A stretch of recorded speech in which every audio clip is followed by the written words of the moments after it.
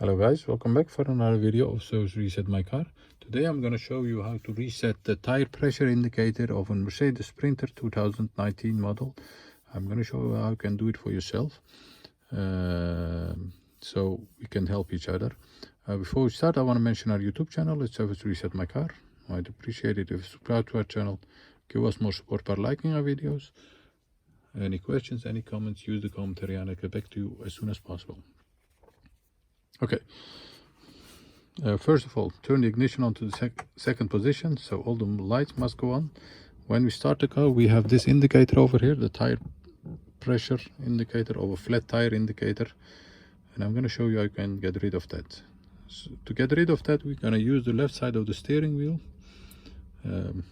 Go to the home button over here, then we can scroll to the menu from left to the right and find the surface area. Yes, this one. Once you're at the surface area, press this button, then scroll down to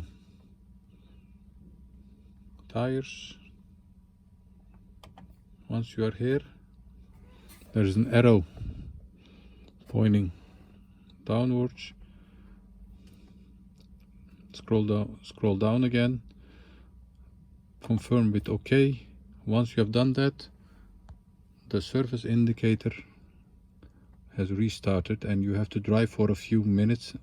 It took me about 2 minutes to get rid of that indicator. So once again,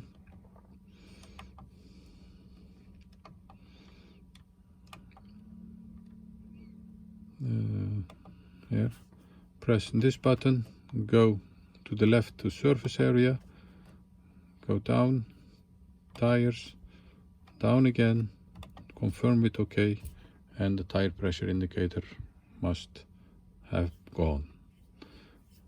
I hope this helped you. Thanks for watching and hope to see you next time with another video. Stay safe. Bye bye.